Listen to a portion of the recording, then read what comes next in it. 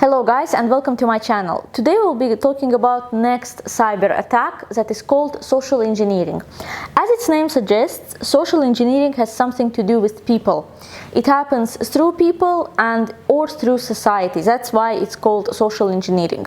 I think many of you have seen the movie called Catch Me If You Can, or maybe you have seen the movie called Good Liar that is featuring Helen Mirren. Frank Abagnale, who is played by Leonardo DiCaprio, is trying to make money by falsifying checks, and most importantly by lying to different people. So he's basically a con artist, a very popular con artist. The story is based on real life, and what he did, along with falsifying checks, he also pretended to be a pilot of Pan American Airlines, meaning that it was possible, not easy, but at least possible for him, for a 17 or 18-year-old boy, to present himself as a pilot to the airline. And he went through with all of his plays and etc. In the end, of course, he was caught, but for many years he was able to make money on falsifying checks, to pretend to be a doctor. What if he had to operate someone? What if he had to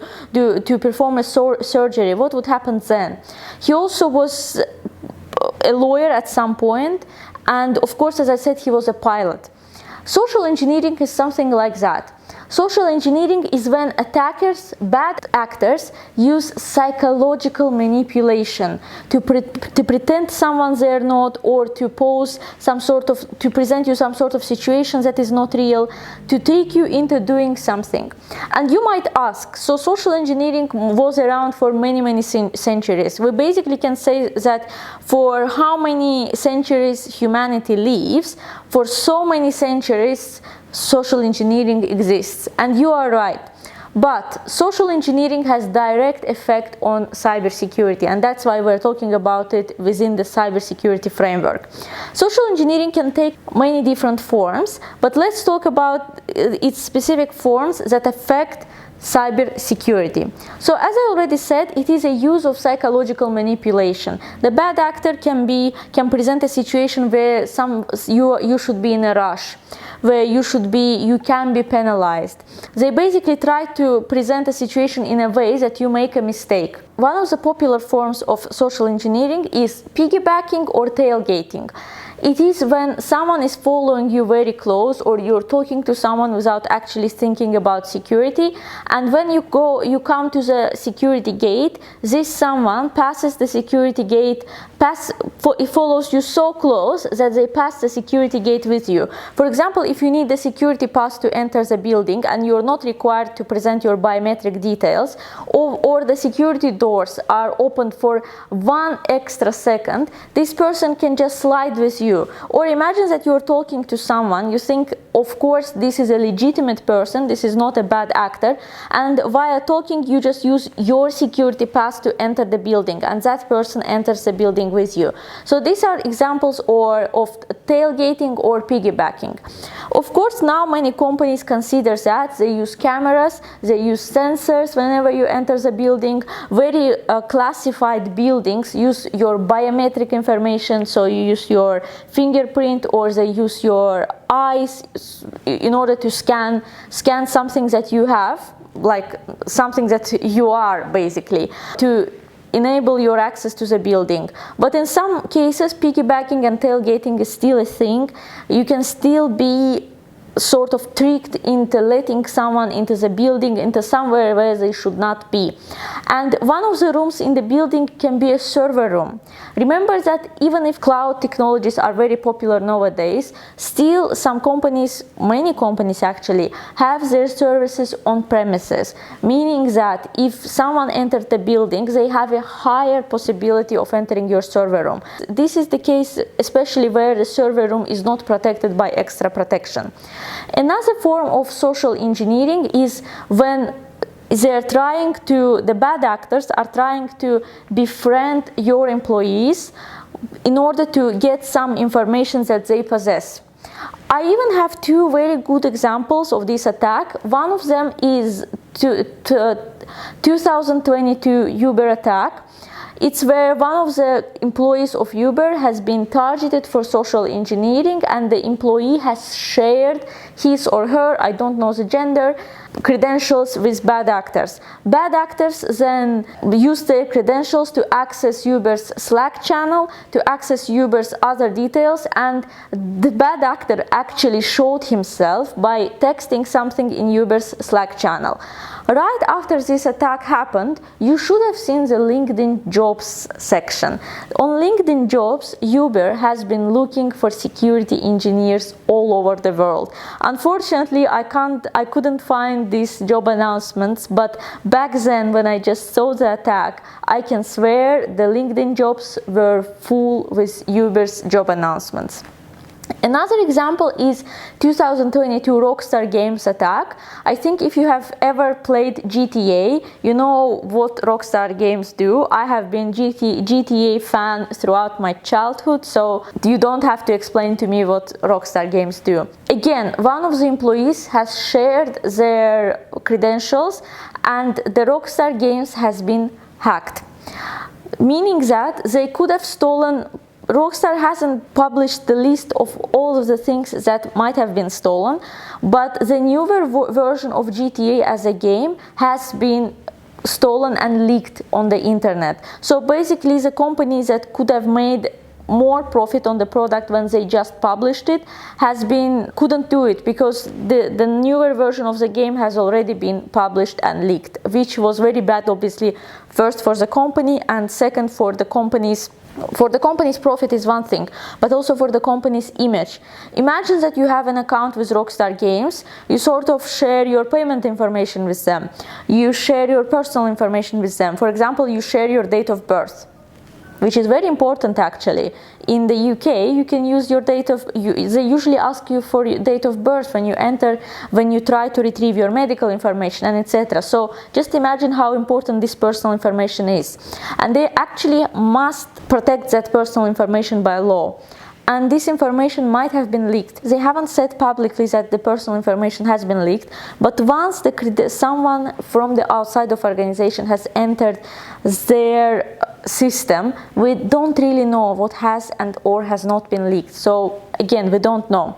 The third example is whenever social engineering happens, it's very hard to identify where and when the information leaked. If some companies are successful in identifying it, other companies cannot.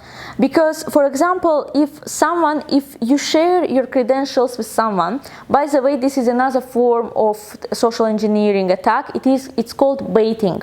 So it's when someone from your organization is offered a bribe, is offered some sort of bait in order to provide their credentials.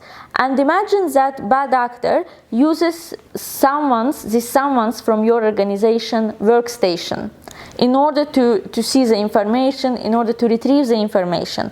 And that means that when the leak actually happens, you're not going to find out where it's coming from, because one of the employee who received bribe for it, who was baited, they wouldn't actually publicly announce that, yes, we did that, we sold sort of your information, and because this would be the breach of their employment contract. And this is another form of social engineering, and that's why the social engineering sometimes can be hard to track to the whistleblower. Social engineering is realistically includes phishing. However, phishing is specifically the definition that is used to describe the email version of social engineering. There are different types of phishing that we will be talking about in the next video, but social engineering does include phishing, and as I said, it comes in many different forms. Another example of social engineering where AI is used has happened recently, really. So recently on the internet, you might have come across the video where Elon Musk is advertising the quantum AI. I'm really sorry if I haven't pronounced it correctly. And then sometime after, a few weeks after actually, Martin Lewis, the editor, the owner of Money Saving Expert blog application, and he's actually known as Money Saving Expert in the UK, his video was published where he advertises quantum AI too. So what many people did, they followed the quantum AI website and they tried to invest there. So imagine that one of the richest people on the planet, Elon Musk, is advertising something, and then one of the person who is very smart with investments and money saving, like Martin Lewis, is actually advertising something too. So what would you do if you were them? If you were, I mean, the people who started investing there? Of course you would try to invest too. After they invested, after they spent money, they realized that their investments were gone. Although the company has been promising the high return, that's why also people started investing, because the interest rates on saving accounts, on deposits, have been very high and the investments were supposed to be secure. This was another example of using AI, because neither Elon Musk nor Martin Lewis ever said or advertised quantum AI, meaning that they used AI to put together their videos where they do that. And that makes the possibilities of social engineering and possibilities of what bad actors can do even wider, because now we can't even fully believe to the videos that we see if this is the person actually who this person pretends to be or not. And this makes us to be more cautious about different attacks. Another example is scams that comes on the social media. For example, especially if you're a student, maybe you have faced something like that, because I personally did. It's when you're looking for a studio apartment or you're looking for a room to share. Whenever you post something about this on Facebook groups, because many students look for rooms through Facebook, you get many messages saying that, yeah, I've got available room, but you have to pay deposit. And what they do is that they try to create a sense of urgency. They say this room will be gone in 4 hours. You have to put your deposit down. You have to put your deposit down now. And what many people end up doing, especially those who are not experienced enough, possibly who have been living with their parents for a long, like since birth, and it's the first time they're looking for the room or for the apartment, they end up paying these bad actors. And what's then? They just block them and they delete their accounts, and the money, the deposit is gone. What happens is that the person who scammed that student might not even be living in that country. So imagine you're going to study in the UK, in France, and that bad actor might not even be living in France. He might be living in Africa, he might be living in Russia or anywhere else, realistically. Unfortunately, many people have been scammed by this. Therefore, it's very important to have video calls when you try to rent an apartment. As I said, there are different ways of social engineering, but you have to be very alert, because, as I said, it uses the psychological manipulation. So if you see that the bad actor is trying to befriend you out of nowhere, befriend you not in a way that you don't have to make friends, but in a way that he or she befriends you and then enters the building without a pass. Of course, this is something suspicious. Or someone creates a sense of urgency for you. So if you don't pay your deposit now, it will be gone. Or if you don't share something now, your manager will be very angry with you. For example, this is a good example actually. Someone can call you saying that I already talked with your manager, you should send me this and this, and if you don't, your manager is now busy, but when they get out of the meetings, they will be very angry with you. And you're like, yeah, I really don't want to make my manager angry, and I have to send that information. And this is wrong.